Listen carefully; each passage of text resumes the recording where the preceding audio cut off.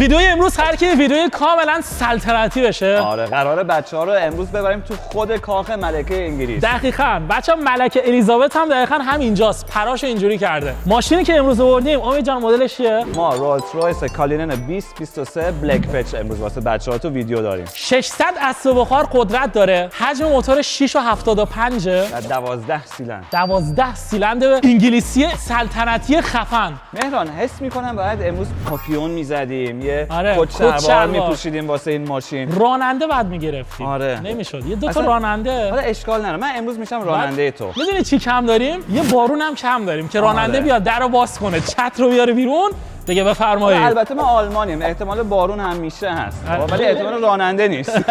راننده گرونه. خب آقا نمیدونم از کجا این ماشین شروع کنم. آدم فقط دوست داره که اینجا خم بشه، انگشتاشو اینجوری کنه، بعد بگه رویز رویز. نه اینطوری. روز روز.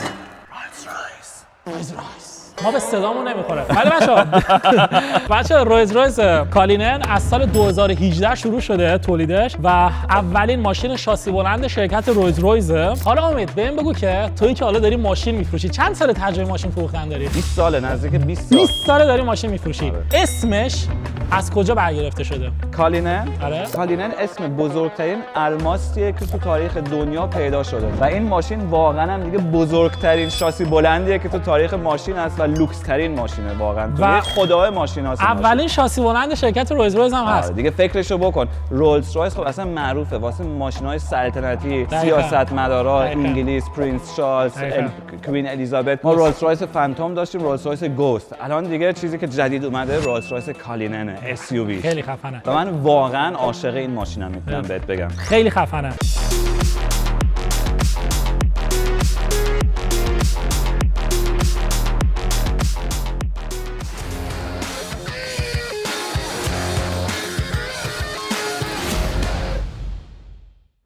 آقا بریم و دیزاینش یه ذره چک کنیم. قیمت این ماشین چقدره؟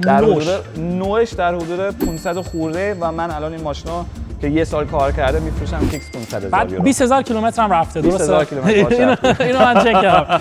و آقا نوش واسه گفتی چقدر در میاد؟ چیزی در حدود 550 تا. این این رولز رویس کالینن معمولی نیستش، این بلک پچه. بلک پچ دوباره یکم گرونترن. به جای 571 مهران اشکال نداره. خودت شنیدی ها؟ خودت شنیدی. سری در رفت به صدا. ماشین بابا شد یه جوری چسبیده. کیفیتش خوبه، پراید که نیست الان بره داخل. داشتم میگفتم من رولز رویس کالینن معمولی 571 اسب بخار دارن. بلک پچا 600 اسب بخار دارن و اینتریور ماشین آپگرید شده. بعد بابت اینکه الان مثلا 600 اسب بخار داشته باشی و آپگرید باشه چقدر بعد پول اضافه بدی؟ یه چیزی در حدود 60-70,000 یورو. اوکی 60-70,000 یورو که میشه پول یه خودت بگو که من نگم. نمیگم اصلا خودت میدونی بچه‌ها واسه 60-70,000 یورو واسه 1-2 تقریبا پول 20-25 تا پراید میشه. دقیقاً. یا یه 20-25 تا پراید میشه. تسلا. یا تسلا. آره.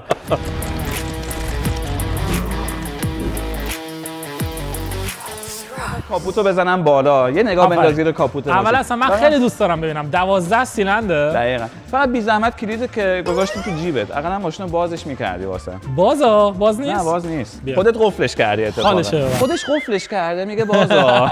ببین من احساس کردم اگه ترسیدم دستم اینجا بود. حالا البته رولز بسته نشه نه رولز رویس جزء کارخونه BMW. خب BMW هم باید 2 بار بکشی که باز بشه کاپوت ماشین. به ببین چه موتوری.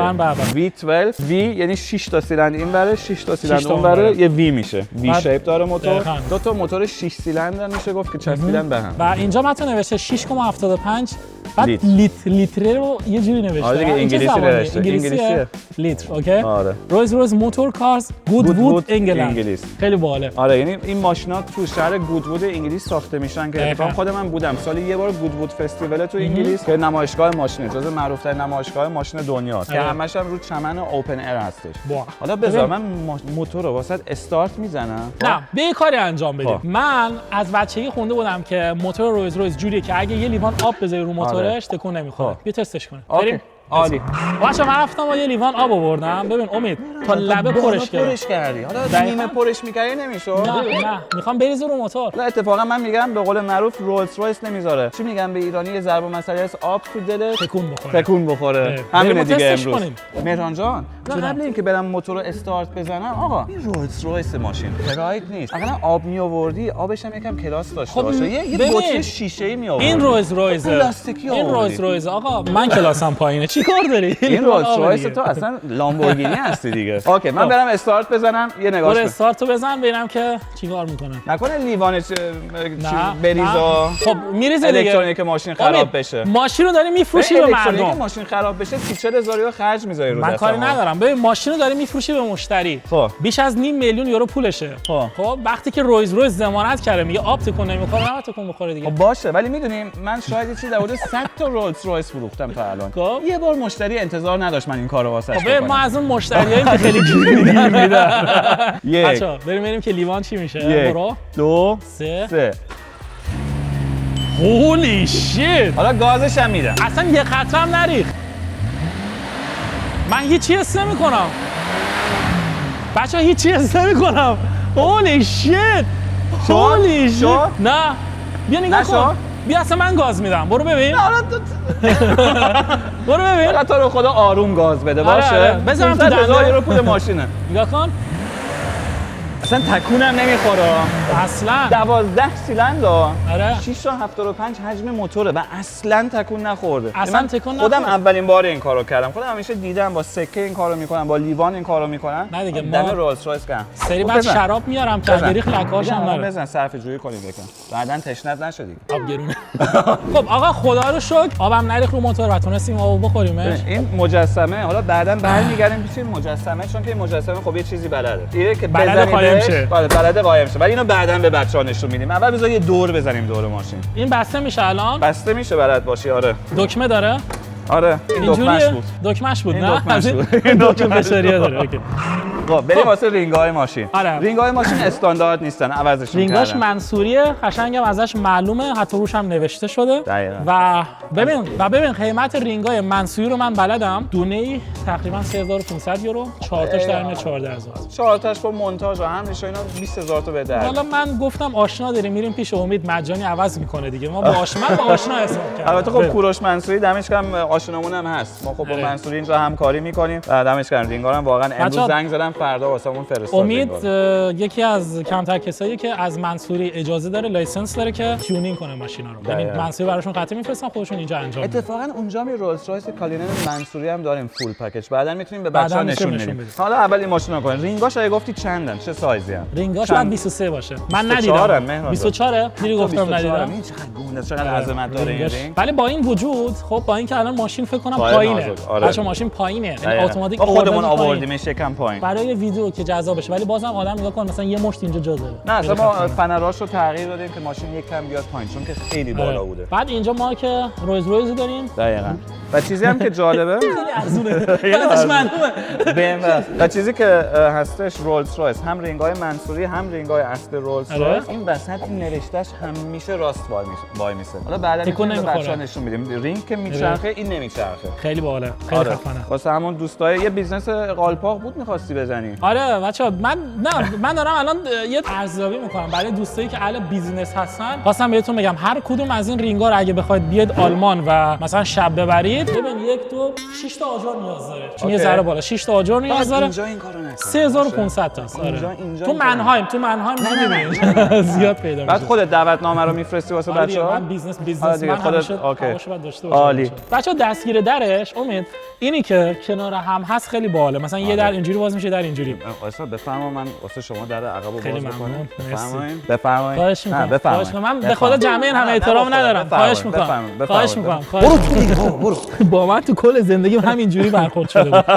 خب ببین آدم داخل ماشین که میشینه اول از همه اینو بهتون بگم که تا جایی که آدم چشماش کار میکنه جا داره. الان بچه‌ها زانوی منو ببینید که چقدر جا داره. صندلی رو خودم تنظیم بکنم. رو خودت تنظیم کن امید. خب اینطوری رو خودم الان. خب الان ببین چقدر من جا دارم. مثلا من پاهامو میتونم راحت اینجوری دراز کنم. وسطا خب میتونی باز بکنی. به بچه‌ام نشون بدیم ماشین رولز رویس بلک پچ این ساین اینفینیتی رو داره. رولز رویس معمولی ندارن. درسته؟ و این ساین اینفینیتی تو چند جای ماشین پیدا میشه. و خب ببین اینجا خب. میزت هست، میزم اوکی. تلویزیونت اونوره، بفرمایید.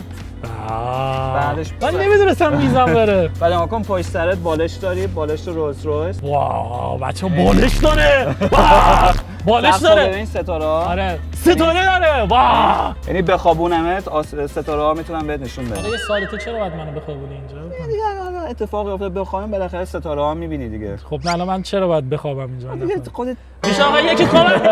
بچه‌ها خیلی داخلش خفنه، آره، خیلی بسته جا تو، داره. پیاده شو دیگه. یه سوال دارم، لیوان داره؟ لیوان این نداره ولی بعضیا دارن. نمیشه که نمیخریمش. نمیخری؟ خب آقا دور از شوخی داخلش انگار مثلا پذیرایی خونه خود آدم، حتی فرش بچه‌ها نگاه کن، حتی فرشش هم اینقدر نرمه، خیلی فرشش خفنه. چیزا چی میگن ببعیا رو که موشنو کوتاه میکنن.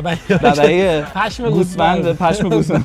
پشم ببعی. مهران جان حدس بزن فکر میکنید چند تا گوسفند رو باید بکشن که ماشین فول اپشن همش توش پشم گوسفند باشه؟ من حدس میزنم یه دونه. یه دونه میگی بسته؟ مهران جان چرا آخه بکشن؟ اینا پشمشو کوتاه میکنن دیگه، با دستگاه میزنن نه بکشن.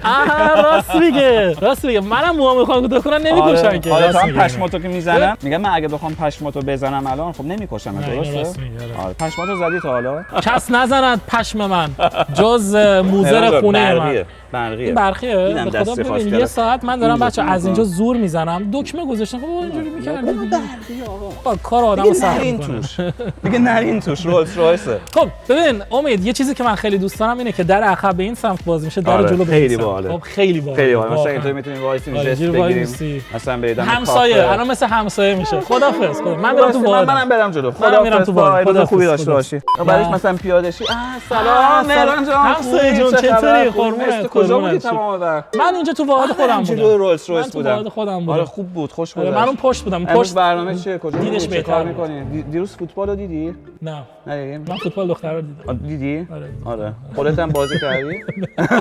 و آقا اینم بهتون بگم که امید نگاه کن الان فرض کن من ملکه الیزابتم. نه خب اصلا فرمول داره پیاده شدن از تو این ماشین. خب تو بشی من واسه تو باز اوکی. می‌کنم. خب اوکی. این در که بسته است، این در راننده است. خب تو راننده که مثلا میاد من راننده ام. خب آره در منم بسته است دیگه، بذار آره ببندم. ببندیم. دکمه داره دیگه. آره، دکمه بچه داره. دنبال دکمه‌شم. دوباره شروع شد. نه اون پشت تو اون بالا. نه پشت این بغل پنجره. دیگه امیرم میدونه مهران جان. پراید سوار شدیم دیگه. دکمه رو خب چرا اینجا گذاشتم؟ بذار همینجا دیگه. خب اول من بعد پیاده شم، من که راننده خب پیاده میشم این درو لباسمو درست بکنم، صابکارم هوام نکنه. خب بعدش سلام خوب هستین؟ بعد مثلا بگیم بارونم داره میاد. نه من از اون پولدار محروم حرف نمیزنم. جواب سلام هم نمیدم. نه اصلا نگو، نه اصلا بگی زشته سلام آره. بکنی. بعدش مثلا اینطوری نمیشه اینجا بمونم؟ حال دارم. اینطوری نه خودش نمیشه بمونم من. پیاده شد. نه پیاده شد. از این هتلی که گرفتی راحت‌تر اینجا. خیلی ممنون آقا، خواهش می‌کنم. مثلا من خیس شدم تو فقط خوش بمونی اینطوری. بعد قیمت همین چتر الان چقدره؟ 800 یورو. همین یه چتر 800 یورو پول اینه؟ 800 یورو. 100 بده همینو برات میکنم. آخه اینجا نگاه کن، آرم رولز رویس رو داره. پشمام. حتی این پشتش هم آرم رویز رویز داره. کاملا یه چتر خیلی عادیه معمولیه آره. که هیچ فرقی نمیکنه با چترهای دیگه. ببین. فقط از تو سوراخی رولز رویس در میاد دیگه. آره فقط به خاطر اینکه از تو سوراخی رویز رویز در میاد 800 یورو پول میدی. از بچگی اقوام من همیشه فکر میکردن اونایی که میرن تو خارج یه درخت دارن آره. پول میکاره. دقیقاً. بعد میگن همه پول دارن، نمیدونن که بابا ما اینجا یه چتر می‌خریم 800 یورو. آخه آره، کی خیلی هست به سخته. داد ما مثلا برسه؟ زندگی تو آلمان خیلی سخت. بعد بدون این چتر اصلا نمیشه. نه واقعا باید اصلا باشه. این مردم هویت میکنن مثلا تو بارون بدون چتر رولز رویس نباشی. بسه. بسه. یعنی آره یعنی الان- تا نباید بکنی توش. الان اینجا کافیه؟ نه گفتم اوکی. دیگه آقا. خب آقا بریم ما درا رو ببندیم و اینجا رو ببین. ببینیم در بیا با هم، زودتر بیا با هم. بسته میشه. 1 3 2 2 1. من برقی بسته شد.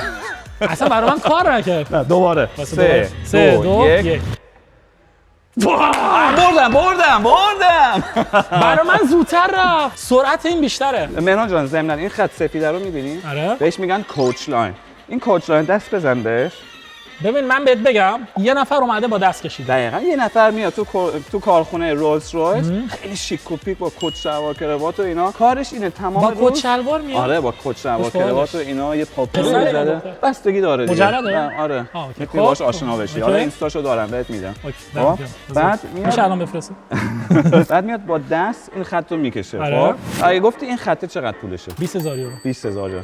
دقیقاً. هنوز یادمه، یاد بیاد. اگه خط عادیشو بکشید دابل لاین داره، لاین‌های مختلف داره. مشکلی که من و دوستام داریم اینه که دست راستمون از دست چپمون قوی‌تره، ولی خب هر دو تا دستمون میلرزه. آره. میدونی چرا این کار انقدر برای من گرونه؟ ساخته نشده. میدونی چرا انقدر گرونه؟ چرا؟ چون که اگه یارو مثلا دستش بلرزه یا اشتباه بکنه تمام اون پارت ماشین باید دوباره رنگ بشه. بعد با چی؟ برای من سواله، با چی این رنگو میزنن که میمونه؟ با رنگ دیگه. خب با رنگ اوکی، اگه یارو اشتباه کرد خب میتونن پاکش کنن دیگه. تیپاکس رو بزنیم پاکش کنیم. نه اگه یارو همون موقع اشتباهی خشک که نیست، پاک آره. میکنه دیگه. خب خشکش میکنه دیگه. خب قبل از اینکه خشک کنه دیگه. بیا بریم. اوکی. بیا صندوق عقبو بهت نشون بدم. قبل از اینکه نشون بدی، این راهنماش هم جنسش نمیدونم چیه، ولی خب خیلی به نظرم جنسش اصلا برای ماشین خوب نیست. راهنماست دیگه. نه یه جنس خوشگل مثلا آهن باشه یا مشکی. طلا باشه یا ببین یاد شبرنگای دوچرخه افتادم، جدی میگم. آره دیگه هستش. خب ولی تو همه ماشینا همینه. یعنی واقعا همه ماشینا اینجوری ان. آره دیگه تو همه ماشینا مثلا خب تو الان آپشن اضافهشو خریدی 60000 تا بیشتر پول دادی، نباید این مثلا یه ذره دارک باشه. این واسه ایمنی باید همین شکلی باشه. اجازه نداری تغییرش بدی، وگرنه تو آلمان تو کنترل تکنیک که ما میگیم قبول نمیشه. توی معاینه فنی لیتس گو برو واسه صندوق عقبشو. این صندوق عقب رولز رویس کالینن به شیک کپی همش چرمه، میبینی همش چرمه. بعد دو قسمت اینو کردی تو میبینی همش چرمه. کردیش تو پای من. اون قسمتش اومد اینجا. نه اوکی حالا زایی نکنم چیز شد. آره بعد صندوق عقبش هم بچه‌ها دو قسمت هست، یه قسمت مثلا این بالا داره و یه قسمت هم این پایین داره. داره. این پایین نگاه کن، این پایین باز میشه واسه این چیزی زمین. بچه‌ها قسمت پایینش هم یه دکمه داره که اینو اگه بزنی من اتفاقا این فیچرش رو خیلی دوست دارم. بهت بگم چرا؟ ببین یکم ریلکس کن. تصور کن یه روز بارونیه. یکم ریلکس کنم؟ آره. نه آقا رولز رویس ببین اینجا. خودت گفتی ریلکس کن ببخشید. اصلا اومدیم پارک با هم، بارونو گرفت. بالش نداره؟ نه چترم دوره از اون. میشینیم با هم اینجا. آره. پارک و منظره رو نگاه. میشه ذره اونورتر بشینی؟ آره. نه اونور اون آره دیگه. بعد مثلا اینطوری میایم میشینی. میشه خیلی رمانتیک. تو پاتم باید اینطوری اینطوری کن. پات اینجوری میکنه. بعد فرض کن این جلو یه نمای دریاچه است. بعد گریل بازی میکنن. من اینجا گریل داره. کباب. آره. جوجه رو اینجوری میچرخونی. همین دیگه. این دیگه لایف استایل رولز رویس. اون پشتم ببین یه کتری داره، چای داره میذاره. عالی. چای. آره. بعد ما کباب چای میخوریم. ببخشید ما نوشابه اینا. نه دوغ چی؟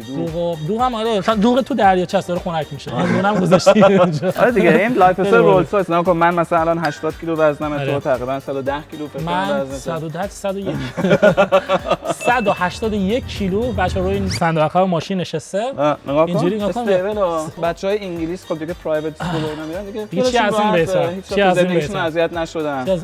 مرغابیه رو ببین. آره می‌بینی این کفتره. کروکودیل خوردش دیدی؟ آره. کوسه دی نهنگ. ما تو آبادان کوسه داشتیم میدونستی؟ واقعا فیلو دیدی؟ فیلو ساقی نمونه کن. صندوق عقبش خیلی باحاله. امید بذار منم انجام میشم. وایسا تو اینجوری ریلکس می‌کنی. میدونی من چجوری ریلکس می‌کنم؟ ریلکسای من پایین شهریه. یه بالش کم دارم به خدا. من دوستم ببینن دو تایمون هم جا میشیم. بعد اینم میشه برداشت دیگه. ببین. نه اصلا آره اینا اینطوریش کن. بعد پاهاتو جمع کن. تو بیا اینجا دیگه. پاهاتو جمع کن. خب ببینم دو تایمون جا میشیم یا نه. بیا. کاری نداره. واسه این کار آره. خب تو کوچیک‌تری برو اون پشت. بیا. کجا خدا می‌خواستی بیای؟ خوبی رولز رویس اینه که واقعا سر و صدا از تو ماشین نمیشنوی. یعنی الان هر چی مهران داره داد میزنه درو باز بکنه اینا ما اصلا نمیفهمیم. آروم باش. آره هم از تو صدای بیرون نمیفهمی، هم از بیرون صدای تو رو نمیفهمی. بچه‌ها می‌بینید هیچ سر و صدایی نیست. عالی شد. تو اروپا و آمریکا یه قانونی هست که توی دکمه باید تو صندوق عقب باشه، تو صندوق جلو هم همچنین، که اگه یه نفر مثلا یکی رو دزدید مثلا امید خب کارش شیره. حالا دکمه رو پیدا کردی؟ نه. واسه دوربین رو ببر با خودت دکمه رو پیداش کن. بچه‌ها هر جا گشتید گود بای. خب گرمه بیا خودت پیدا کن دیگه. ای بابا بچه‌ها بدبختی ما اینجا داریم. ولی خداییش من این دکمه رو پیدا نکردم. نه. این که اصلا پریزه، اینم نیست. دکمهش کو؟ دکمه نداره. امید دکمهش خرابه. چه خبر؟ بچه‌ها اینجا اصلا دکمه نیست. خوبی کمکت بکنم؟ من اینجا آقا امید الان پشت سر ماست. آره. دیگه نمیبینن درسته؟ اینجایی. دیگه نمیبینن. بیا آزادت کنم. بچه‌ها دکمه رو فکر کنم اینجا باید باشه.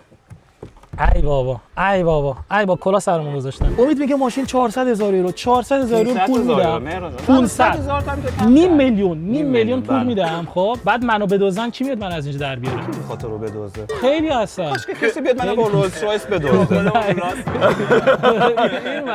همون پولو یه پراید میخرم صندوقو که بستی نگاه کن یه مشت اینجوری میزنی صندوق اصلا جدا میشه کامل میپره بیرون. حتما به خاطر همینه. شاید چون که مثلا تو ایران شاید آدما بیشتر دزدیده میشن به خاطر همین کیفیت پراید همینه دیگه. با لغت بزنی اصلا پراید چپ میکنین بعد حواست باشه نه زیاد روی نهاد بکنی. خب بسته مهران جان دیگه ماشین داره بوتو رو میگیره یواش یواش بیا پیاده شو.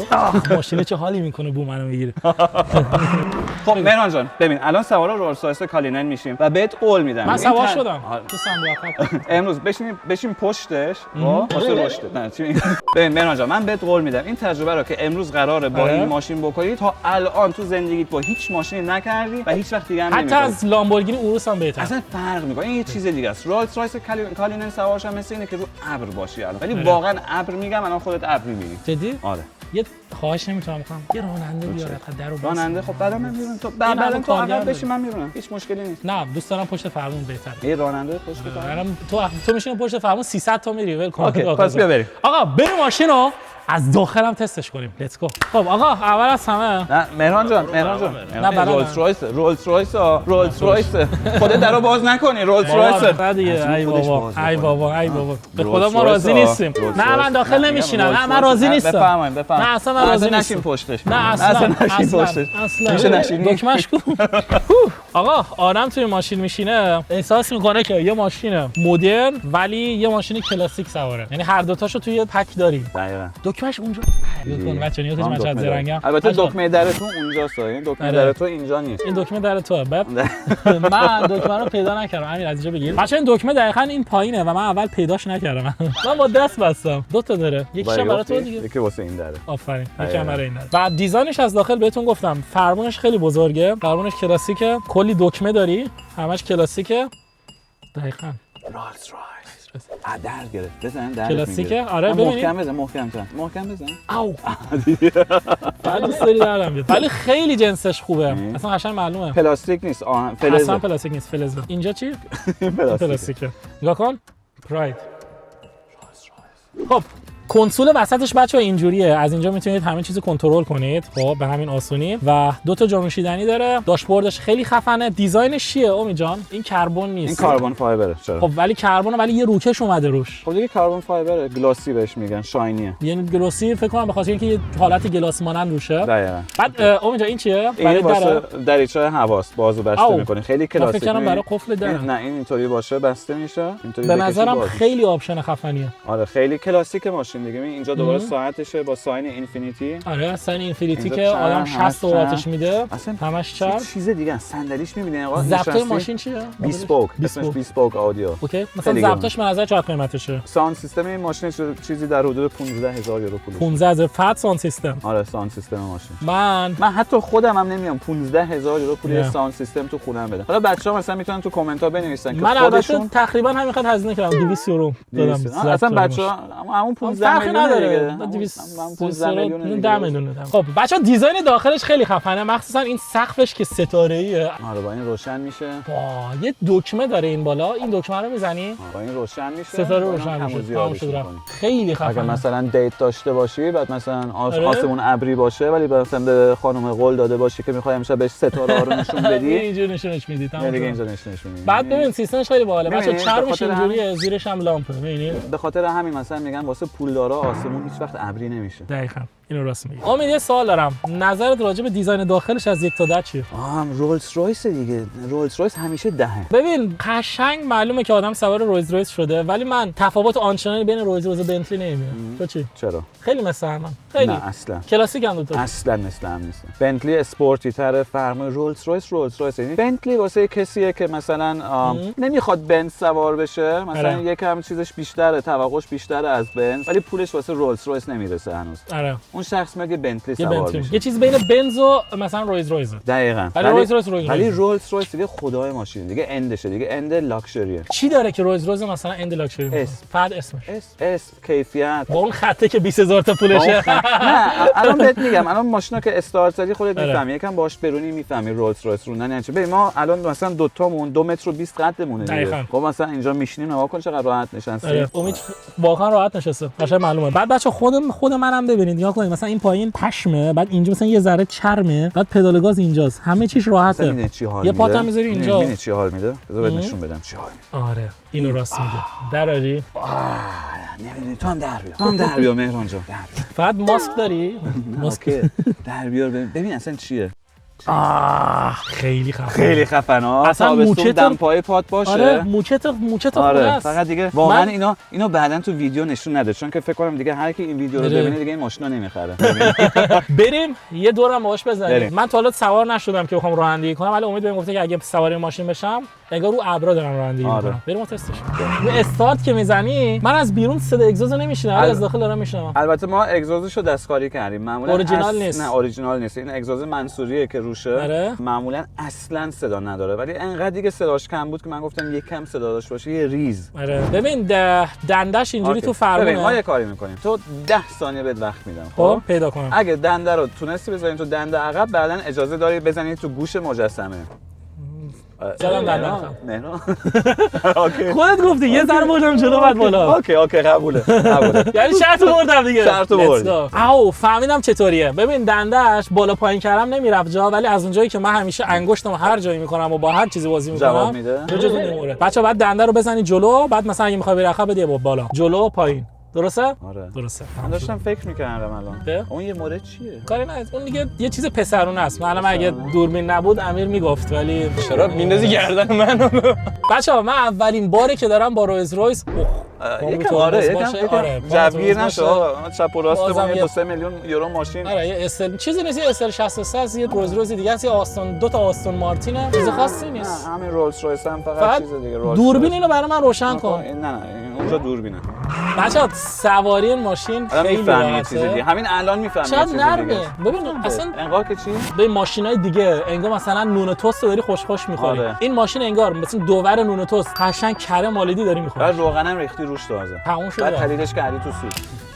واه چقدر 12 سیلندر چقدر نرمه. دو تا موتور 6 سیلندر. آره 12 سیلندر. بچه‌ها ببین نمیدونم چی بهتون بگم. ماشین شاسی بلنده. شما اون بالا نشستید بعد اصلا از بیرون هیچ خبری نیست. یعنی هیچ صدایی از بیرون نمیاد. تو عالم خودتی تو دنیای خودتی داری رانندگیتون می‌کنی. آره داری رانندگیتون می‌کنی. بعد ماشین خیلی نرمه. یاد اون کامیونای آمریکایی میافتم که خیلی نرمن. صندلیشون چیز داره. البته اون سر و صدا داره. ولی نرمیش مثلا یاد اون میافتم. فهمیدی اصلا چه اباحتی داره ماشین؟ آره الان رو دست انداز داریم میزنیم ببینید هیچ مس نمی‌کنم. با اینکه حتی رینگای 24 منصوری ان یعنی اوریجینال رولز رویس هم نیستن. حتی رینگای خود رولز رویس هنوز یکم نرم‌ترن ولی به خوشگلی اینا نیستن.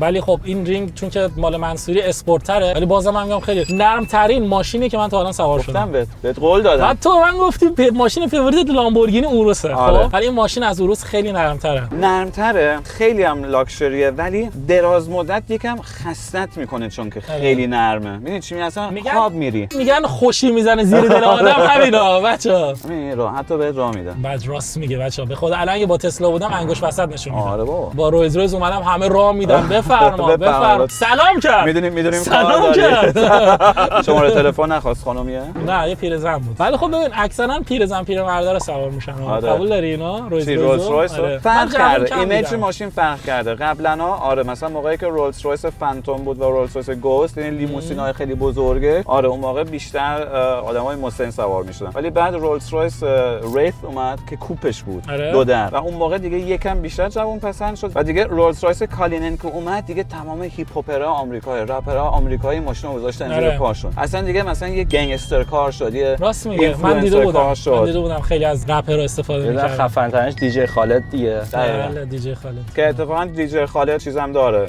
ساعت جیکوبنکو بیلیونر هم داره رو دستش. تو هم داری از اون درسته؟ من ندارم ولی رو دستم داشتم ساعت رو یه بار. گرون‌ترین ساعت که داشتی گفتی چند میلیون پول بود؟ 8 میلیون یورو. 8 میلیون یورو پول. 8 میلیون یورو پول. رو دست چه احساسی داشتی رو دستت بود؟ چی بهت بگم اصلا یعنی یه حس بی‌ارزشی می‌کردم. دستت اصلا میشستی. نه اصلا دیگه اون ثانیه یعنی انقدر ارزش اون ساعت بالاه که یعنی تو اصلا یه حس چیزی می‌کنی به اون ساعت، یعنی خدا چه شکلی میشه من این ساعت رو داشته باشم. آره خیلی خفنه. ببین انگیزه میگیری دیگه. مثلا میگم اونام که انگیزه ندارن برن یه ماشین خفن بگیرن یه دور باش بزنن، خیلی انگیزه میگیره آدم. دقیقاً. یا اینکه مثلا برید چه می‌دونم یه الگو برای خودت زندگی انتخاب کنی، ببینی چیکار میکنه و انگیزه بگیری. مثلا من خودم وقتی میبینم یه نفر موفقه و میبینمش، بعد مثلا خودم خیلی انگیزه میگیرم، انرژی میگیرم از اون آدم. دیگه همین باید باشه. ببین تنها چه چیزی بده و آدمو داغون میکنه؟ حسادت. آره حسادت. اگه حسادت کنی یعنی داغون، یعنی باختی شکست. یکی حسادت، یکی مغرور بودن. آخه میدونی کسی که به جای برسه از خودت که چیزی کم نمیشه طرف داشته باشه. نه دیگه. اتفاقا بگو این الگوی منه، من میخوام تمام به شد. اون جای برسم که خودش هست و اینا خیلی بهتره. آره، انگیزه دقیقاً. بشه واسه. دقیقاً. حالا ولی یادمون نره سوار رولز رویس هستیم. میدونم انقدر نرمه که فراموش کردی اصلا. واقعا من اصلا فراموش کردم. مثلا دارم خیلی لذت میارم از رانندگی. بعد به نظر من این ماشین اتوبان نیست. هست چرا هست؟ اتوبان نمیده. میدونی چرا؟ مثل آب خوردن 250 میره این ماشین. موقعی هم که 250 میره مثلا دور موتور رو مثلا 2000 تازه. از مثلا 8000 رو 2000. ببین به نظر من ماشین جاده چالوس طبیعت و لذت بردن. واسه همین گفتم ماشین اتوبان نیست. آره. تو اتوبان خوابت میبره. تو اتوبان مثلا لامبو اوروس خیلی بهتره. من میگم امیر عقب ماشینم یه چک بکنه. به تیویه این، یعنی تلویزیونه. آره. بچه‌ها اون وسط هم باز کن. اینو؟ آره دقیقاً. آره الان دیگه شیک شد. جالیبانیه. خب امیر عقب ماشین چه فیلینگی داره؟ سریعتر برید من کار راحته؟ خیلی خفنه. مثلا یه حس چیزی دارم، حسی که چی به مادرت بریم برلین.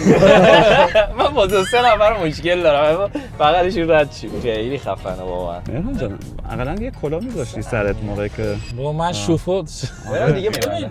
اگه شکوندمش به قرآن. اشکال نداره. نه اون صداش اینجوریه. فدا سرت. آره؟ بفهم. آره. ناموسن؟ آره. شکست؟ نه اوکی. وایسا من یه کلیه دارم.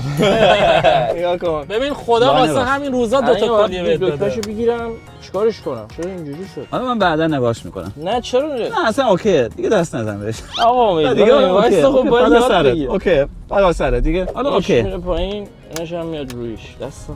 آها. اوکی. درست جمع شد. درست عالی. شد. اصلا این کاره. دعای مادر که پشتت باشه همینه دیگه.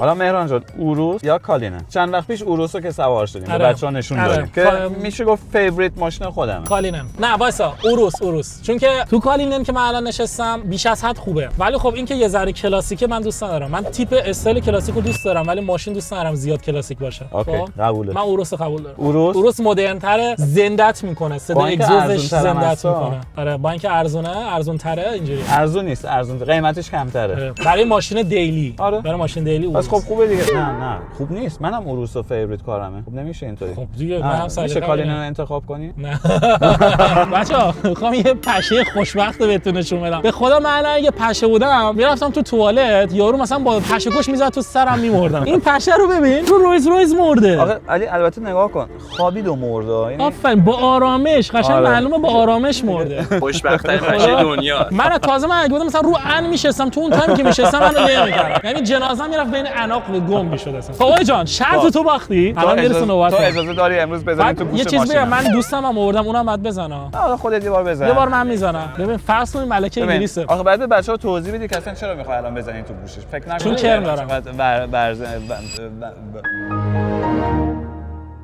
بچه‌ها نگن مهران چقدر من این وحشیه. بیزنسی که راه انداختم ما قراره که فقط بریم تو کار رینگ و لاستیک، یعنی ما اینجور چیزا رو دست نمیزنیم. این مجسمه واسه دور دور گردن میشن اوکی، دیگه. نه واسه دور نه این گردن. ارزش نداره میفهمن بچه‌ها. ضمن به این مجسمه میگن Spirit of Ecstasy. این اسمشه خب. و نیکنیمش هم امیلیه. میدونی مناف استیل کیه؟ سوپرمن دیگه. آفرین.